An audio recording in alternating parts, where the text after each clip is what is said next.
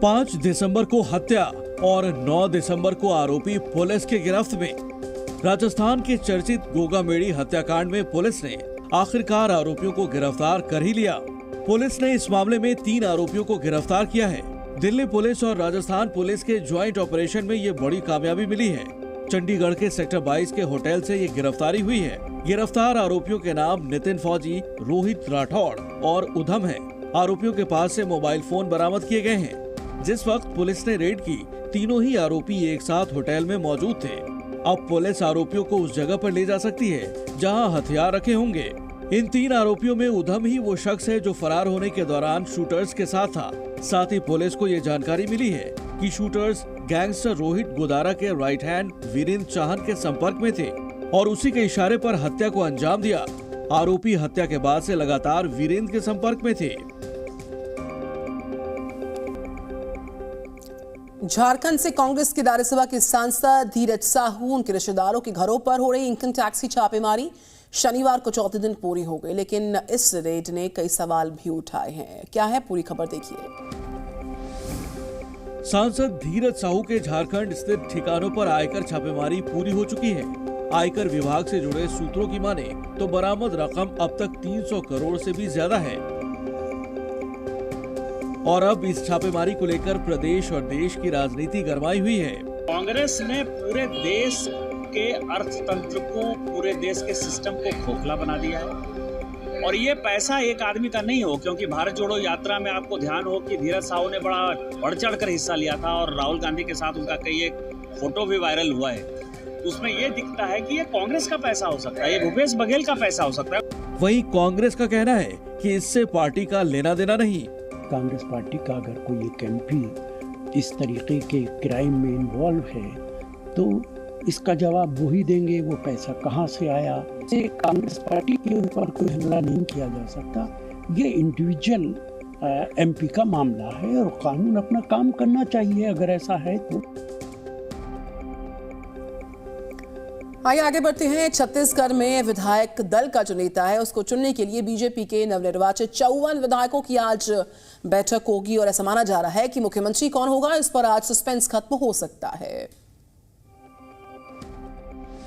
विधानसभा चुनावों के नतीजे आने के बाद भी अब तक 3 राज्यों में बीजेपी ने सीएम नाम का फाइनल नहीं किया है, मगर ऐसा माना जा रहा है कि बीजेपी आज छत्तीसगढ़ में सीएम के नाम का ऐलान कर सकती है। आज पार्टी के छत्तीसगढ़ के विधायकों की बैठक होगी।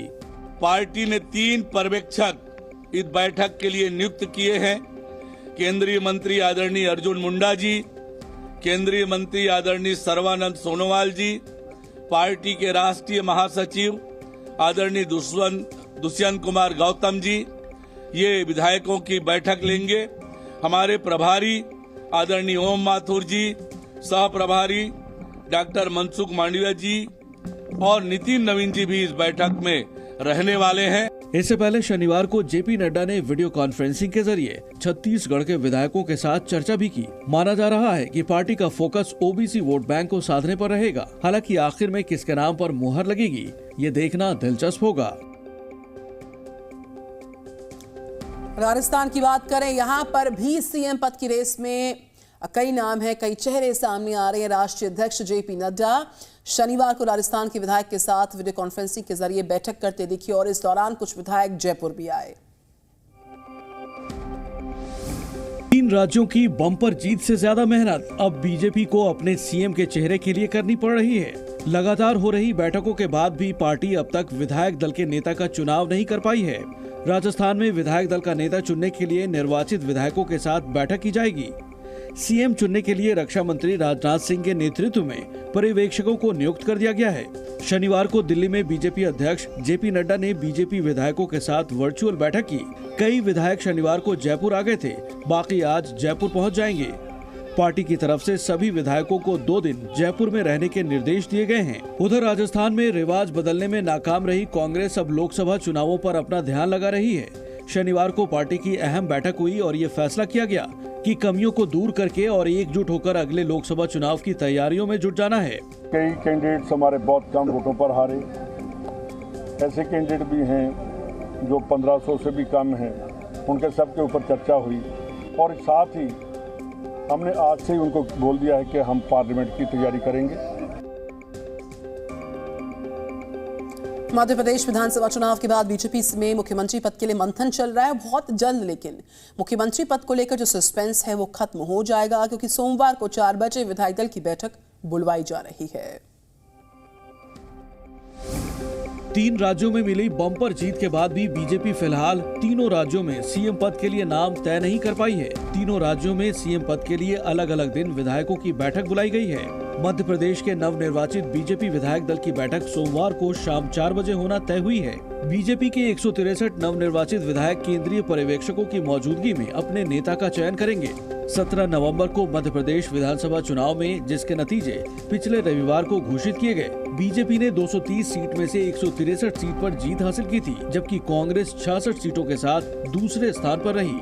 बीजेपी ने एमपी के लिए हरियाणा के मुख्यमंत्री मनोहर लाल, ओबीसी मोर्चा के राष्ट्रीय अध्यक्ष डॉक्टर के लक्ष्मण और राष्ट्रीय सचिव आशा लाकड़ा को पर्यवेक्षक नियुक्त किया है।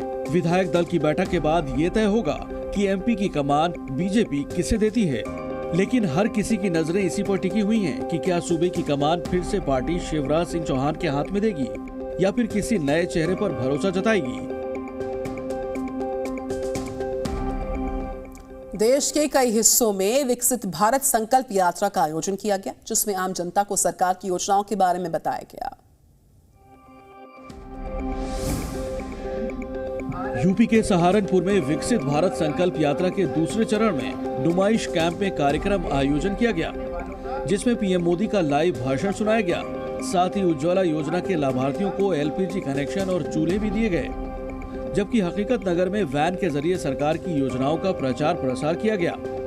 गाजियाबाद जिले में भी विकसित भारत संकल्प यात्रा को लेकर कई कार्यक्रम किए गए। इस मौके पर पीएम मोदी ने लाभार्थियों से बातचीत भी की। गाजियाबाद से सांसद और केंद्रीय मंत्री जनरल वीके सिंह ने भी कार्यक्रम में शिरकत की। बिहार में भी विकसित भारत संकल्प यात्रा का आयोजन किया गया। पीएम मोदी स्क्रीन के जरिए बातचीत में हाजिर हुए। इसी कड़ी में केंद्रीय मंत्री राजकुमार सिंह भी आरा के हरदिया गांव पहुंचे, जनता को भारत सरकार की योजनाओं के बारे में जानकारी दी। प्रधानमंत्री उज्ज्वला योजना के तहत हरदिया गांव के सैकड़ों ग्रामीणों को मुफ्त गैस कनेक्शन भी दिया गया। जो भी इसके पात्र है उनको सरकार का योगदान मिले, इस यात्रा का मकसद यह है। इस यात्रा का मकसद यह है कि आपका अधिकार मिले।